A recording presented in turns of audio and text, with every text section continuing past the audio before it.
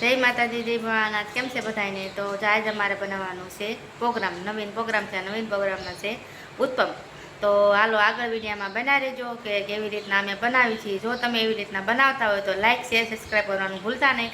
અને જો સરસ રેસીપી બની હોય તો હાર્ડ કોમેન્ટ કરવાનું પણ ભૂલતા નહીં. આપણે રવો 500 રવો લીધો છે. આપણે 500 રવોના બનાવવાના છે. અને અહીંયા છે દહીં. દહીં છે આપણે અમૂલનું, એટલે મોળું હોય એટલે થોડીક સાઈઝ નાખવાની છે કે ખાટું ખાઈ છે અમે એટલે મોળું ભાવે નહીં એટલે. અને જે મોળું ખાતા હોય તો એને ખાલી અમૂલ દહીંમાં હાલે. અને અમારે થોડુંક ખાટું ખાઈ છે એટલે આપણે થોડીક સાઈઝ નાખવાની છે. તો હાલો આપણે રવો પલાળી દઈએ. તો આગળ વિડીયોમાં તમે બનાવી લેજો. હાલો આપણે દહીં નાખી દઈએ છીએ.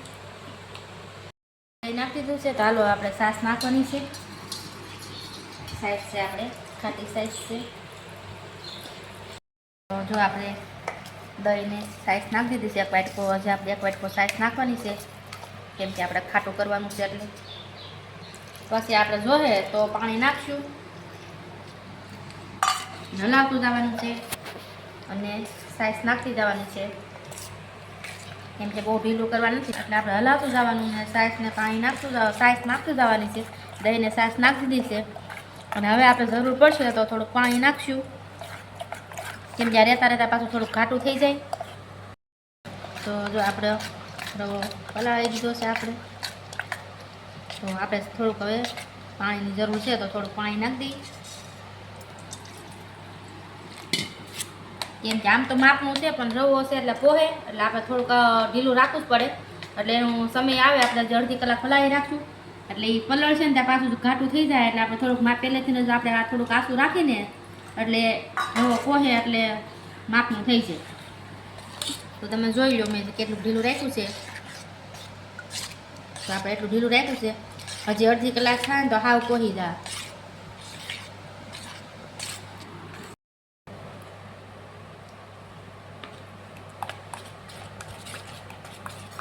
દહીં હોય ને તો સ્વાદ મસ્ત આવે. એટલે દહીં વધારે નાખવાનું કારણ એ છે. સાહી આપણે ખાટી નથી પણ દહીં હોય તો આખો સરસ આવે. હાલો આપણે મીઠું નાખી દઈએ હવે.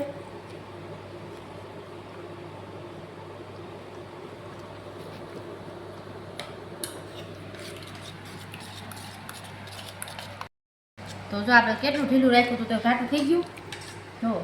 અને હજી આપણે અડધી કલાક પલાળશે ને તો હજી ઘણું ઘાટું થઈ જાય. પછી આપણે એવું લાગતું તો જોતા પૂરતું ઉપરથી પાણી નાખ્યું. હવે કંઈ જરૂર છે નહીં, કેમ કે બસ વધારે ઢીલું થઈ જાય. અને અડધી કલાક ઢાંકીને મૂકી દેવાનું છે.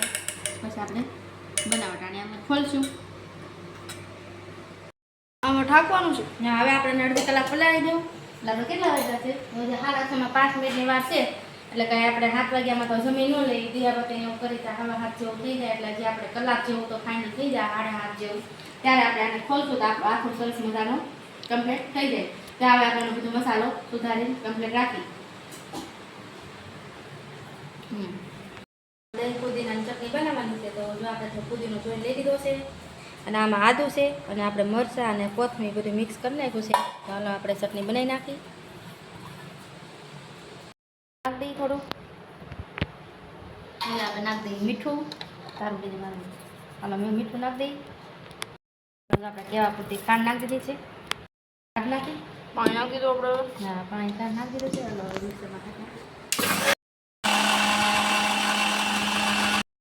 હાલો તો આપણે પુદીનાની ચટણી બની ગઈ છે. હાલો આપણે હલાવી નાખી મિક્સ કરીને આપણે પુદીનો બધામાં નાખી દીધું છે દહીંમાં. હાલો આપણે હલાવી નાખી. ચાલો આપણે દહીં પુદીનાની ચટણી જો તૈયાર થઈ ગઈ છે સરસ મજાની. આપણે મીઠું ઉપરથી નાખી દીધું છે. હવે આમ થોડુંક ઓછું થયું એટલે આપણે ઢાંકી દઈએ ને લાલ ચટણી બનાવી નાખીએ. આપણે બનાવવાનું શું ચટણી આપણે પાણી નાખી દઈએ.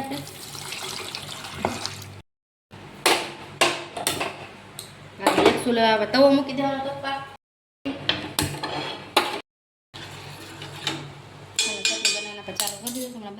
હાલો લાલ ચટણી બની કમ્પ્લીટ થઈ ગઈ છે. હવે આપણે ઉતારી લઈ.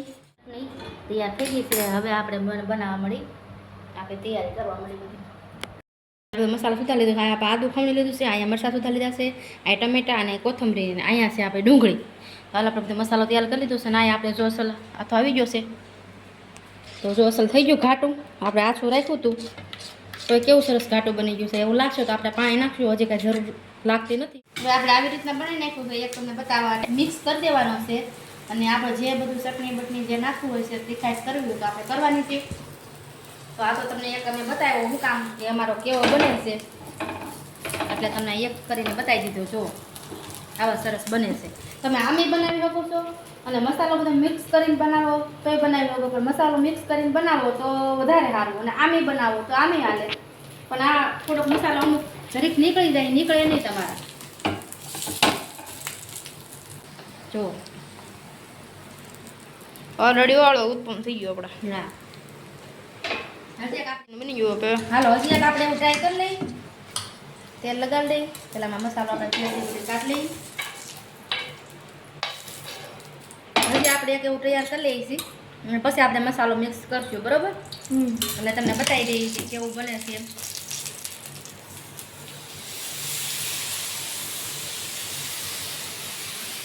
આવી રીતના હલાવવાનું આપણે જેમ પુડલા કરીને એવી રીતના જ કરવાનું હવે આમાં નાખવાનું આપણે કોથમરી હવે આપણે આમાં નાખવાના ટમેટા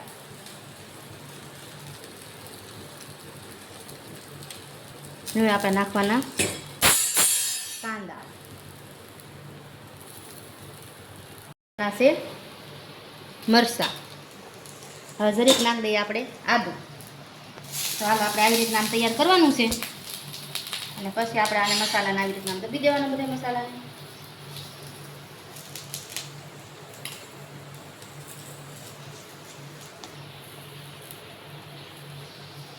થોડીક વાર આવી રીતે આપણે આમ સડવા દેવાનું બધા મસાલાને હવે જરીક આપણે ઉપર તો તમારે ચટણી વેરવી હોય તો તમારે વેરી દેવાની નકર બધું આપણે મસાલામાં મિક્સ કરી દેવાનું આપણે મસાલામાં મિક્સ કરી દેવું એટલે બધું સરખું ગ્રેવી અસર થઈ જાય આ તો તમને બતાવવા હાટું મેં બે આવા ટ્રાય કર્યા હતા હાલો આપણે બીજું તૈયાર થઈ ગયું છે તો હાલો આપણે હવે મસાલો ભેળવીને બનાવવાનો છે સમજે મસાલો તો વિખાતો નથી એટલો તો થોડો ઘણો બધાને વિખાતો જ હોય એટલો તો વિખાય જ એટલું તો બધાને વિખાય પણ આપણે મસાલો જોઈ લો પાછળનો પીસ હોતો તમે જોઈ લો કેવું સરસ વસા જેવું આપણે આવ્યું છે બન્યું છે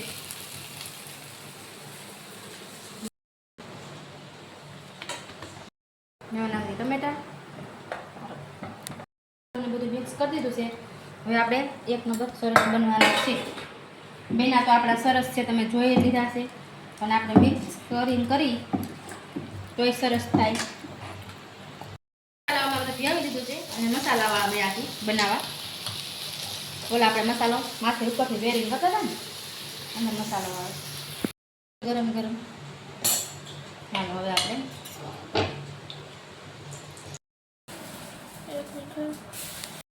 તો તમે એકવાર બનાવીને ટ્રાય કરજો બહુ સરસ બનશે આપણે સ્વાદ તો અસલ ઢોસા જેવો જ આવે પણ ઢોસામાં એક આપણે બટેટાનો મસાલો હોય ને આમાં આપણે બટેટાનો મસાલો ન હોય એટલો ફેર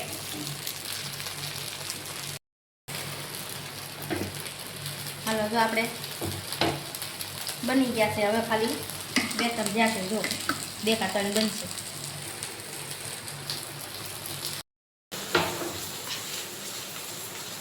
ગરમ ગરમ રોટી જમવા બેસજો જ્યાં ગરમ હોય તો ભાવે ઠરી ગયેલા કઈ ભાવે નહીં